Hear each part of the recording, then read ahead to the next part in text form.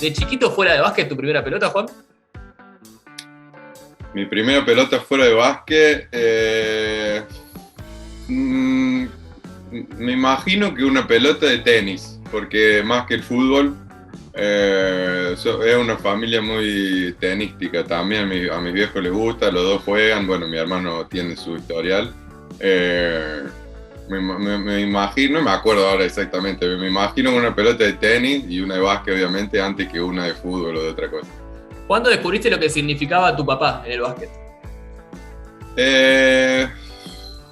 Creo que tenía 12 o 13 años.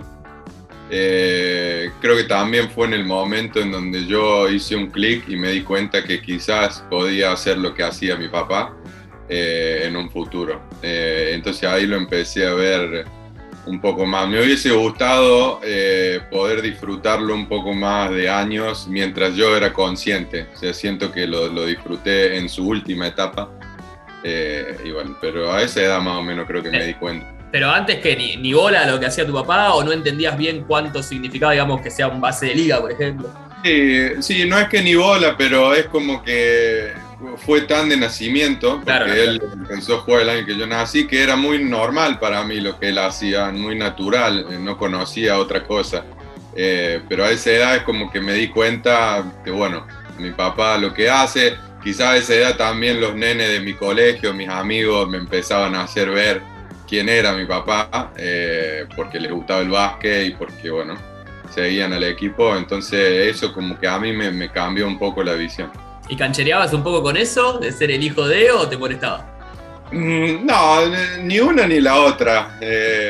Sobre todo por eso, porque no me daba cuenta. O sea, después me empecé a dar cuenta más de grande y creo que más que cancherearlo fue más un tratar de, viste, de sacarme el hijo de, porque yo empecé a jugar y era el hijo del lobito, el hijo del lobito. No, nunca me pesó, pero estuvo bueno también cuando se me empezó a conocer por mí. ¿Qué recordás de tus primeros pasos en el club, en tu primer club? Recuerdo poco, recuerdo más lo que me cuentan. Tengo una anécdota muy cómica, que yo empecé a jugar en Boca, en Buenos Aires, porque mi papá jugaba en Boca, yo tenía 6 años. Y mi primer partido con los chicos, la gente que estaba en la tribuna, me cuentan mis viejos, era esto que hablábamos antes, el hijo del lobito, mirá el hijo del lobito. Y yo jamás había tocado una pelota en mi vida. Y la primera pelota que la agarré estilo rugby y empecé a correr afuera de la cancha. Y esa es la anécdota que quedó de mi primera experiencia con el básquet. Así que ahí vieron que el hijo del lobito no tenía mucha idea. Debe ser el otro, decía, no la figura, no, ese. Este no es. Sí. Escuchame, pero ahora en Mar del Plata, yo soy categoría 92 y te he visto alguna vez. La volcabas a cada rato, me acuerdo. ¿Cuántas veces? ¿Cómo fue ese cambio? Porque me acuerdo que en el aro de mini la volcaste, qué sé yo, 1000 veces. ¿Cuántas veces la volcaste? Sí, la época de mini fue interesante porque yo a esa edad medía más o menos lo que mido ahora. Pegué un estirón muy fuerte. De hecho, yo toda mi vida esperé usarle las zapatillas a mi viejo, que tenía un estante lleno en su casa, en casa nuestra, y me duraron 2 meses las zapatillas de él, porque crecí tanto de golpe que ya me quedaron chicas. Y sí, era muy grande para mini, y me acuerdo que la volcaba, y bueno, mis compañeros de equipo les gustaba y se sorprendían, los adversarios no les gustaba tanto. Me acuerdo incluso de ir a jugar a canchas de visitante y obviamente me agarraban de punto, que eso a mí me costaba aceptar porque quiera o no era de tamaño grande, pero era joven de edad y bueno, era todo nuevo para mí. Pero sí, tengo recuerdo de esa época, es un recuerdo muy lindo. Sí, porque obviamente me divertía mucho y es una época del básquet que después no vuelve, ¿no? Porque después cada vez más se empieza a transformar en un laburo y esa diversión pura, digamos, del deporte se empieza a perder un poquito y bueno, por eso lo recuerdo con mucho afecto de ese periodo. ¿Qué significaba representar a la selección en formativas? Fue una de las mejores cosas que me pasó, no solo en mi carrera juvenil, sino en mi carrera también. Más que nada porque mi primer torneo fue con una sub-15 en Uruguay, en Montevideo, y me acuerdo que un día antes de viajar a Uruguay, los técnicos, que eran Eduardo Jape y Marcelo Fernández en ese momento, me dijeron que iba a ser el capitán del equipo en ese torneo, y eso, mis viejos se largaron a llorar cuando se enteraron, y para mí fue, imagínate, fue muy lindo. ¿Cuál fue ese clic? La estoy escribiendo ahora porque te iba a preguntar si de chico, digamos, en esa etapa de formativas, pensabas que ibas a ser profesional. Me dijiste que sí, pero que hubo un clic, entonces la cambio. Digo, ¿cuál fue ese clic que te hizo pensar que ibas a llegar al profesionalismo o que querías eso de tu vida? Esto que hablábamos antes, yo en la época de mini básquet me di cuenta que o sea, va a sonar mal diciéndolo yo, pero de alguna manera me daba cuenta que tenía talento para hacerlo, y que sobre todo en esa época era físicamente muy desarrollado, y eso me daba una ventaja sobre los chicos de mi edad. De hecho, jugaba siempre con las categorías un poquito más grandes. Entonces ahí es cuando empecé a entender un poco que quizá dándole en bola y entrenando y poniéndome a full podía llegar a hacer lo que hacía mi papá, que en realidad yo lo veía como tener una familia y poder hacerme cargo de mi familia. Esa era mi idea. Y mi papá lo hacía, mi mamá fue ama de casa y estaba siempre con nosotros. Esa era la imagen de familia que yo me imaginaba para mí, y veía con el básquet la posibilidad de hacerlo, además que me gustaba obviamente el deporte y mucho. Pero ese fue el clic, es como de decir, bueno, soy bueno en esto, por ahí dándole bola puedo llegar. No imaginaba dónde, ni cómo, ni cuándo, solo que entrenando duro y siendo responsable quizá algún día llegaría. ¿Cómo te llevabas con el estudio? Bien, porque también en esto desde muy chico tuve la idea de ir a la universidad a estudiar y a jugar al básquet allá. Entonces sabía que para eso necesitaba tener buenas notas, o sea, mejores notas, más fácil sería. Y siempre fui muy responsable con eso. El tema es que los últimos 2 años de secundaria faltaba mucho, porque jugaba con el primer equipo de 9 de julio, Río Tercero, y viajábamos siempre, más las concentraciones de 2 o 3 meses de las selecciones juveniles y demás. El sexto año debo haber ido al colegio 2 meses, 3 meses, era una guasada de falta, y recuperar todo eso me costaba un poco, ¿viste? Pero siempre fui muy responsable, sobre todo por eso, porque tenía una idea clara de lo que quería.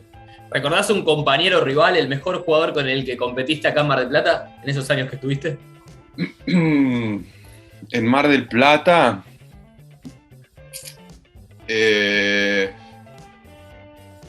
sí, yo soy horrible para nombres, pero bueno, en la etapa juvenil yo era cadete y jugaba con los juveniles, y me acuerdo de Selem Zafar, pero jugaba conmigo Selem, con Quilmes, y era diferente. Era muy bueno. Y había un base de Peñarol, un chico con pelito largo.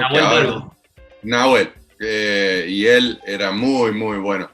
Me acuerdo de ellos dos. Y bueno, los clásicos juveniles de la Liga Junior, ahí en el estadio ahí de Quilmes. No me acuerdo el nombre ahora. El José Martínez, claro. Martínez, que se llenaba de gente, el chiquito que era una atmósfera muy linda, me acuerdo de eso. ¿Cómo fue, recién nombraste 9 de julio de Río Tercero, cómo fue compartir cancha con tu viejo? Porque la verdad yo no tenía tan en claro que lo tenías muy de reflejo de chico. Más allá al principio de edad, digamos, en edad temprana, no saber bien quién era, pero cuando lo descubriste, o como padre más que como jugador, lo tenías de referencia y compartiste cancha, ¿cómo fue eso? Sí, fue raro. Fue raro, sobre todo el día a día, ¿viste? Porque o sea, desde mi casa íbamos a entrenar y compartíamos la cancha, o sea, sí, y sobre todo era una situación en donde él era el base titular y yo era el base suplente, o sea, era... y para mí fue muy lindo. En su momento yo no sé si me di cuenta de lo que estaba pasando, era como que pasa con muchas cosas, lo viví y no te paras a pensar. Y hoy digo, no es tan descontado de que algo así pueda pasarle a mucha gente, y fue muy lindo, sobre todo por cómo termina esa temporada, donde ascendemos y terminamos el último partido del año jugando los dos juntos en la cancha. Lo único que lamento es que de ese año tengo una sola foto de que alguien nos sacó en la cancha. Sí, dando vuelta. Sí, esa es el único recuerdo de foto que de video. Bueno, video deben andar por ahí de algún partido, pero me gustaría tener más recuerdos fotográficos de esa época. ¿La familia hablaba solo de básquet o se desconectaban fuera de la cancha? Recién nombraste a tu vieja ama de casa. Sí. ¿Ella los desconectaba o también...? No, mi vieja era un entrenador más No. en la casa. En realidad ella dice que no sabe nada, no entiende nada de básquet y que habla desde lo emocional y desde su lado. Pero yo creo que después de tantos años siguiendo, tiene más idea de lo que ella piensa y hablamos mucho de básquet, sobre todo bueno, hasta que mi hermano empezó a jugar al tenis y bueno, se cambiaba un poco la temática, pero deporte, mi casa era deporte, mucho deporte, hasta el día de hoy. Mi papá puede estar en el club todo el día entrenando en el equipo y llega a la noche a casa y se mete a ver Euroliga, ¿viste? Lo tiene en la sangre. ¿Cómo fue el primer contacto con Temple? Fue gracias a contactos que tenía en común con Pepe Sánchez. Y bueno, quien después terminó siendo mi representante durante toda mi carrera, Igor Crespo, que es español, con quien tengo una relación de amistad más que de agente-jugador, porque trabajamos 17 años juntos y bueno, no lo cambiaría Igor por nada. Fue a través de ellos que me ayudaron a hacer contacto con Temple, con Matt Langel, que era el asistente del equipo en su momento y fue mi tutor, con quien hoy también tengo una relación de mucha amistad y bueno, ha quedado todo muy lindas relaciones de ese periodo universitario. El primer contacto fue así porque no era muy normal en esa época que tomaran jugadores extranjeros como quizás lo es ahora, o sobre todo argentinos. Entonces fue algo más buscado por mí que buscado por ellos. Entonces mandamos algunos videos, me acuerdo de algunas cosas, y cuando ellos dijeron, bueno, lo queremos ver, mandaron a Matt a Río Tercero. Imagínate, Matt venía de Filadelfia, se tomó 70 vuelos para llegar a Río Tercero y me fue a ver jugar un partido de Liga B, creo, o un torneo juvenil, y bueno, ahí empezó todo. Pero burocráticamente, ¿cómo era? Claro, mandás video y después ¿qué llenás? Porque creo que hay un proceso colegial, digamos.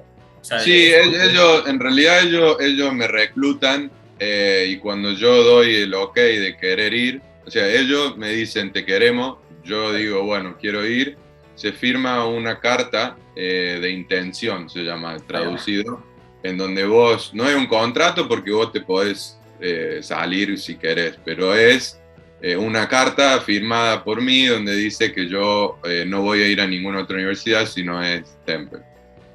Y ahí empieza todo el proceso burocrático, que es rendir unos exámenes, que yo rendí lo que se llama el SAT, que es un equivalente de todas las materias que nosotros vemos en Argentina al estándar americano, digamos, y ellos ven a dónde estás, tenés que aprobar eso. Después hay una visita, o sea, ellos me pagan la visita a la universidad para que yo vea el campus, a dónde voy a vivir y todo. Y bueno, hasta que después se arregla. Lo mío fue un poco distinto porque el año escolar termina en diciembre en Argentina y para ellos el año escolar empieza en agosto, es de agosto a mayo, mientras nosotros es marzo o diciembre. Entonces yo hice 3 años y medio de universidad en vez de 4 porque llegué medio año tarde. Pero bueno, lo decidimos así porque yo podría haber esperado medio año y hacer 4 años de universidad, pero yo estaba muy ansioso y quería jugar y todo, así que me fui. ¿Qué esperabas antes de esa experiencia y cómo resultó después? Digo, ¿qué te imaginabas y qué fue la realidad? Me imaginaba que iba a ser una transición dura, porque yo soy muy familiero y bueno, era muy, muy pegado con mi familia, sobre todo mis viejos y mi hermano, porque Hicimos vida muy nómada nosotros durante la etapa de mi viejo jugaba, cada 3, 4 años nos movíamos y bueno, nos sosteníamos mucho allá adentro y de repente independizarme, si bien yo lo tenía en claro que era lo que lo quería, sabía que iba a ser duro. ¿Qué me esperaba? No me esperaba nada, o sea, no sabía qué imaginarme, me encontré con Disney, o sea, para quien le gusta el básquet era una infraestructura, una organización que yo no viví ni siquiera en el profesionalismo de Europa, o sea, primer nivel total. Y como Estados Unidos en ese sentido creo que no hay. Sí esperaba, porque me lo había comentado un poco Pepe, que fuera un sistema un poco difícil al principio, en el sentido de que, bueno, es todo un tema tener que barajar clases, ir a estudiar, ir a entrenar, ir a la clase, un tema burocrático, estudiar en inglés y bueno, Pepe también me había dicho que laburan muy bien el físico y bueno, con eso sí me encontré. Tienen un modo de laburar muy profesional, más allá de que no es considerado profesional. ¿Usaste la 4 por Pepe o por tu viejo? Por mi viejo, honestamente, coincidió perfecto de que la hubiese usado Pepe, y no solamente Pepe, sino Pepe en Temple también. Pero bueno, fue un tema, ¿no? Porque Pepe mismo me lo pesaba ahí, decía, ¿no? Pepe mismo me lo decía, hay que tomar esa decisión. Pero nada, todo, nunca me pesó. Lo hice más por mi viejo, honestamente. Nunca había usado la 4 con una camiseta con mi apellido en la espalda. Porque siempre había jugado con número, pero sin nombre. Entonces yo siempre pensé para mí adentro, la primera vez que tuviese una camiseta con Fernández atrás, me gustaría usar la 4. Y bueno, así fue. ¿Cómo fue o es si seguís teniendo la relación con Pepe, justamente? Sí, muy buena. Yo, de hecho, hablé con él hace unos meses, creo un mes, por teléfono. Y con Pepe es interesante porque cada decisión importante de mi carrera o transición, él de alguna manera ha estado presente. Y si bien no hablo con él muy seguido, porque no tengo una relación de que todas las semanas nos hablamos, es como que siempre, y se lo dije esta última vez, siento que él ha sido muy importante como guía para mí. Entonces siento que es alguien con quien puedo contar, más allá de que no hablemos todos los días, ni siquiera muy seguido. Entonces para mí ha sido muy importante porque imagínate lo que él significa para mí como base, como argentino, o sea, yo me acuerdo todavía que estaba en Mar del Plata cuando Argentina ganó el oro olímpico y él para mí era a quien apuntar, ¿viste? Y haber podido tenerlo a él como guía, sobre todo en una carrera hasta después de la universidad, yendo a Europa, un poco similar, ¿no? De Argentina, Filadelfia, Europa, después obviamente él tuvo un carrerón allá, NBA, y yo eso ahí ya no, pero el paso inicial fue más o menos similar y en eso él me guió siempre que pudo. ¿Estudiaste periodismo? Estudié periodismo y hice un máster en escritura creativa. Sí, me gustó. ¿Qué onda el periodismo? Igual, voy a dejar una segunda parte para después, pero te voy a preguntar esto. ¿Qué te sorprendió de la generación dorada? Que la conociste, no solo a Pepe, sino bueno, a la mayoría jugando con la selección. Me sorprendió su humildad y su disponibilidad. Cada vez que tuve la suerte, la oportunidad de cruzarme con alguno de ellos, ¿viste? Te pasa con quien ves como superestrella, o sea, te parecen inalcanzables y todo, y me sorprendió cada vez que tuve con la chance de interactuar con uno, mierda, está mano a mano como si fuera igual, y en mi mente no somos iguales, o sea, yo lo veo como intocable, ¿viste? Como encontrarme con Messi, me imagino. Y sin embargo, siempre fue muy, muy dado, muy humilde, muy disponible a a lo que fuera. ¿Cómo es tu relación con tu hermano? Lo conecto y lo linkeo con eso, porque me imagino que a la distancia es un poco los recursos que encuentro. Sí, de hecho nace así, o sea, si bien estamos bastante seguidos en contacto y nuestras carreras han llevado a que nos podamos ver poco, lamentablemente, porque no son compatibles y estamos los dos muy lejos el uno del otro. Entonces el podcast fue una idea de hacer algo juntos, ¿viste? Pero bueno, lo empezamos muy entusiasmados, estuvo bueno, lo hicimos durante un tiempo y después estas mismas cosas que nos separan físicamente hacían difícil la conexión para poder enganchar cosas. Pero bueno, lo queremos retomar en algún momento, es algo que nos gustó mucho, es algo que me permitió a mí poner un poco en práctica lo que hice en la universidad, que es algo que quería. Y bueno, ahora quizás tenga más tiempo para ponerme a indagar un poco más en este mundo. Seguramente. Tu mejor momento, tu mejor momento en el básquet.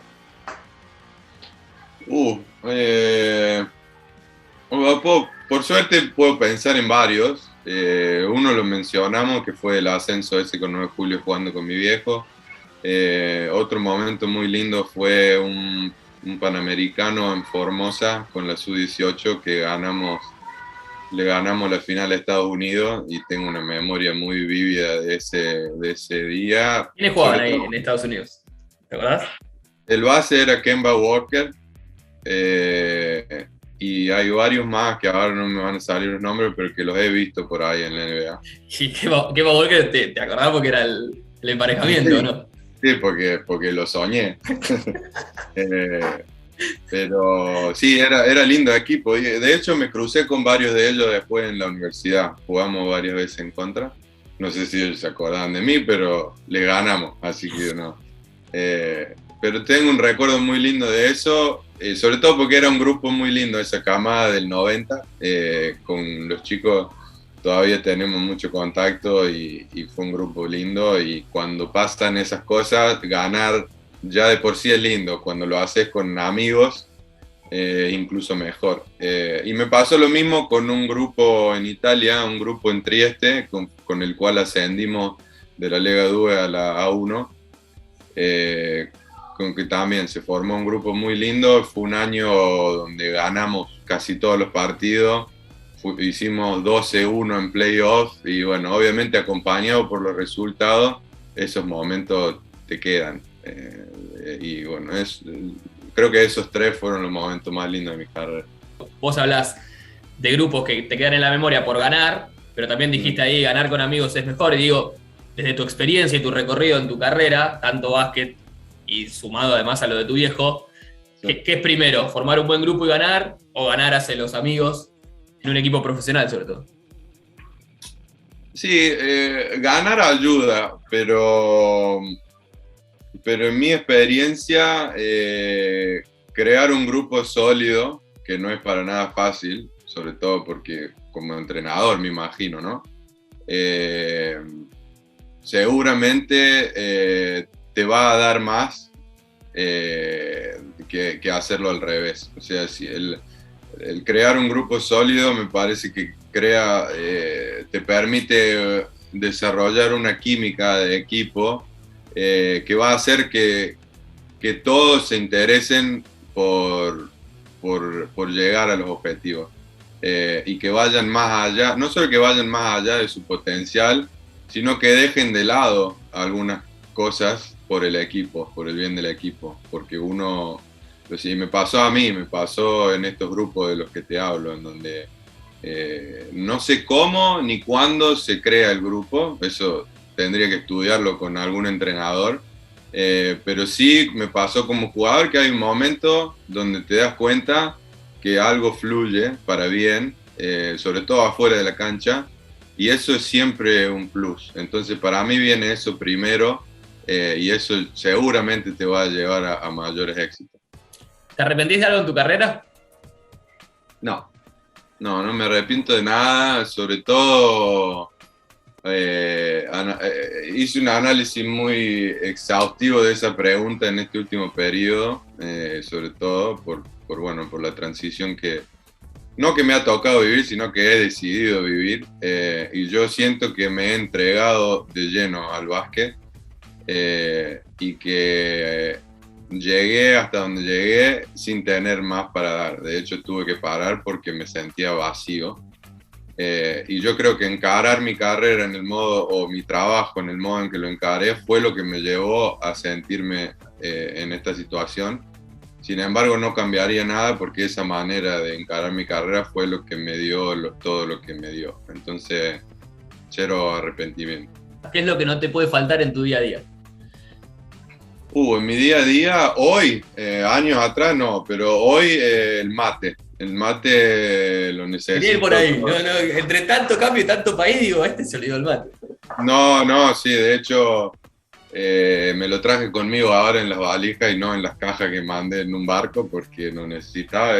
Todas las mañanas tomo mate y es algo que es una costumbre que adquirí mucho más fuerte después de que me fui de Argentina. En Argentina no tomaba casi nunca y creo que es como mantener una conexión con cosas que nos faltan y que extrañamos. Entonces, el día a día es el mate es fundamental. Y la última, ¿cuál es tu próximo objetivo de vida para tu futuro? Mi próximo objetivo son dos. Uno, encontrar algo que una actividad o un trabajo, algo que me motive, que me llene y que me dé felicidad, ganas de levantarme todos los días y hacerlo. Y segundo, poder visitar Argentina más seguido. Ese es mi objetivo.